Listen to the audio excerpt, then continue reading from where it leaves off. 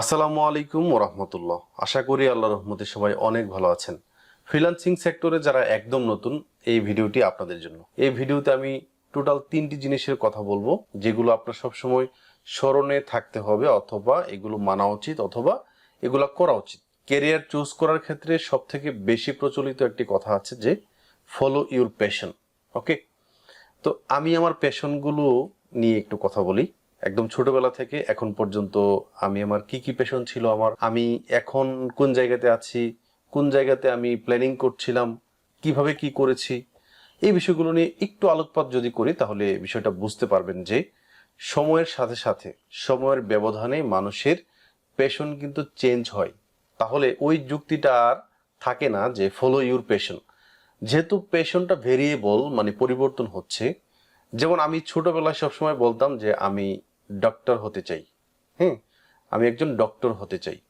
এটা হোক আমার বাবা মা শিখিয়ে দিয়েছেন, অথবা আমার যারা আরো বন্ধুরা আছেন তারা বলেছেন, আমিও বলেছি, ঠিক আছে। পরবর্তীতে কিন্তু আমি মেডিকেলে চান্স পাই নাই, আমি পড়াশোনা করেছি ইলেকট্রিক্যাল ইঞ্জিনিয়ারিং এ।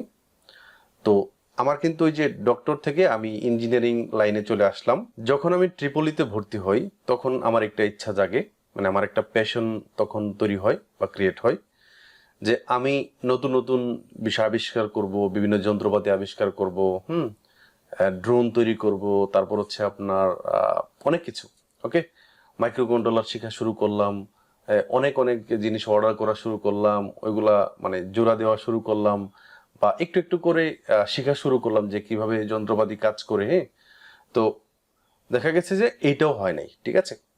তো যখন আমি পাশ করে বের হলাম তখন মানে তখনকার পেশনটা মানে হচ্ছে এরকম যে আমাকে এখন ইলেকট্রিক ফিল্ডে যে কোনো জায়গায় একটা জব করতে হবে। তো আমি পাওয়ার, আমার মেইন সাবজেক্ট ছিল পাওয়ার, বা মেজর ছিল পাওয়ার। আমি একটা সরকারি পাওয়ার প্ল্যান্টে ইন্ডাস্ট্রিয়াল ট্রেনিং নেই। তো আমার একটা ইচ্ছা থাকে যে আমি এই ফিল্ডে আমি জব করব, ঠিক আছে। তো এটাও হলো না। আমি টেলিকমিউনিকেশন ইঞ্জিনিয়ার হিসেবে আমি বাংলা লিংকের ইন হাউসে জয়েন করলাম। আমার কিন্তু পেশনটা চেঞ্জ হচ্ছে, দেখেন আমি ইলেকট্রিক্যালে পড়ে আমি কিন্তু টেলিকমে জব করি। হ্যাঁ, টেলিকমে আমি করি, ঠিক আছে। পাশাপাশি আমি ছাত্র বয়স থেকেই টুকটাক ফ্রিল্যান্সিং করতাম। পরবর্তীতে আমার ইচ্ছা জাগলো আমি দেশের বাইরে যাব, রিসার্চ করব, পড়াশোনা করব হায়ার স্টাডির জন্য। তো প্রথমেই আমাকে দু একটা কান্ট্রি থেকে, ভালো ভালো কান্ট্রি, তারা আমাকে রিজেক্ট করলো। তো গেল, এই পার্ট গেল। তো দেখেন আমার কিন্তু এই যে ছোটবেলা থেকে এখনো পর্যন্ত মানে একটা প্যাশন, যেটা মানে আমি যা চাই, যা করতে চাই, এটা কিন্তু ফিক্সড থাকলো না। এটা কিন্তু চেঞ্জ হচ্ছে। এখন আপনাকে যদি বলা হয় যে আপনার স্পেসিফিক প্যাশনটা বলেন, হ্যাঁ, আপনি যা করতে চাচ্ছিলেন তা কি হচ্ছে কিনা। তো কম মানুষই বলতে পারবে যে আমি আমার একটা প্যাশন আমি নির্ধারণ করে রেখেছি, হ্যাঁ, তো আমি এখানে এখনো ফিক্সড আছি, এরকম, ঠিক আছে। এবং বাংলাদেশের অনেক মানুষ যাদের নিজস্ব কোনো পেশনই নাই, ঠিক আছে, যাদের পেশনই নাই তাদের কাছ থেকে তো এই আনসারটা পাওয়া যাবে না, তাই না।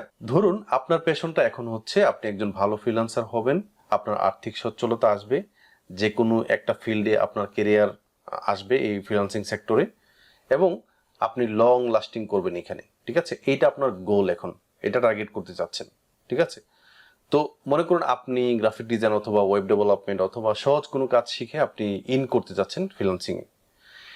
এই ইন যে করবেন আপনি, এই যে কাজ শিখলেন, শুধু কাজ শিখলেই কিন্তু হবে না, এর সারাউন্ডিং এ অনেকগুলা বিষয় আছে, এগুলো কিন্তু আপনাকে আয়ত্ত করতে হবে, ঠিক আছে। তার মানে বিষয়টা দাঁড়ালো যে আমাদের প্যাশন থাকলেই হবে না, আমার স্কিল থাকতে হবে। যেমন আমি যদি ফ্রিল্যান্সিং করতে চাই, ক্লায়েন্ট ম্যানেজমেন্ট করতে হবে, ক্লায়েন্টকে কনভিন্স করতে হবে, এই কারণে আমাদের কমিউনিকেশন লেভেলটা দরকার, আমার নেটওয়ার্কিং স্কিলটা দরকার। ধরুন আপনি একটা প্রবলেমে পড়েছেন, এই প্রবলেমটা কিভাবে সলভ করবেন, এটার যোগ্যতা অর্জন করা, ঠিক আছে।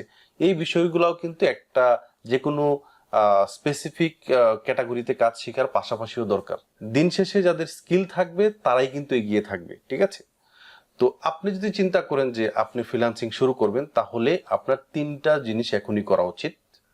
আমি কিন্তু আধ্যাত্মিক কথা বলছি না, খুবই বাস্তব, এবং আপনার জীবনের সাথে রিলেট করতে পারবেন। দেখেন, আমরা যদি বিশ্বাস করে থাকি আমাদের একজন মালিক আছেন, আমাদেরকে একজন সৃষ্টি করেছেন, আমাকে একজন খাওয়ায়, আমাকে একজন পড়ায়, আমার জীবন মৃত্যুর মালিক একজন, হ্যাঁ, এটা যদি আমি বিশ্বাস করে থাকি তাহলে ওনার কাছে আগে বলতে হবে যে আল্লাহ দেখেন, আমি একটা কথা বলি যে কখনোই টাকা মানুষকে শান্তি এনে দিতে পারে না। শুধুমাত্র টাকা যদি মানুষকে সুখ শান্তি এনে দিতে পারতো তাহলে রিয়াজের শ্বশুর নিজেকে নিজে খুন করতে পারতো না। ঠিক আছে, ওনার কি প্রবলেম ছিল? ওনার প্রবলেম ছিল ওনার জীবনে শান্তি ছিল না, হয়তোবা পাশের মানুষ নেই অথবা অনেক কারণে। ঠিক আছে, তো আল্লাহর কাছে একটা জিনিস চাইতে হবে যে আল্লাহ আমাকে টাকা দাও। হ্যাঁ, দারিদ্রতা কিন্তু কুফুরি ডেকে আনে, দারিদ্রতার কারণে মানুষ কুফুরির দিকে ঝুঁকে। সো দারিদ্রতাও তো কিন্তু অনেক ভালো না, ভালো কোনো বিষয় না। ঠিক আছে, আমাকে আর্থিকভাবে সচ্ছলতা এনে দাও আল্লাহ, যে আর্থিক সচ্ছলতা আমাকে ইমানের দিকে রাখবে, আমাকে সুখ শান্তি এনে দিবে এই দুনিয়াতে এবং পরের দুনিয়াতে। সো এই জিনিসটা করতে হবে, প্রথমেই আল্লাহর কাছে চাইতে হবে, আল্লাহর সাহায্য প্রার্থনা করতে হবে। ঠিক আছে, এটা হচ্ছে 1 নম্বর পয়েন্ট। দেখুন, আমি কোনো আধ্যাত্মিক কথা বলছি না, এটা কিন্তু একদম বাস্তব এবং এটাই করতে হবে আমাদেরকে। দ্বিতীয় বিষয়টা খুবই গুরুত্বপূর্ণ, একটু মনোযোগ সহকারে শুনুন। আপনি যে কোনো জায়গায় মনে করুন আপনি একটা চাকরি করবেন, চাকরি হচ্ছে না, আপনি ব্যবসা করবেন, ব্যবসাতে লস খাচ্ছেন, মানে আপনি যেখানেই যাচ্ছেন সেইখানেই বিফলতার বিফলতা, মানে সফলতার মুখ দেখতে পাচ্ছেন না। একটা জায়গায় নক করতে হবে। আপনার যদি বাবা মা বেঁচে থাকে তাহলে ওনাদের কাছে যাইতে হবে, একটু মনে করার চেষ্টা করুন তাদের সাথে জেনে হোক না জেনে হোক কোনো অন্যায় হয়েছে কিনা আপনার মাধ্যমে।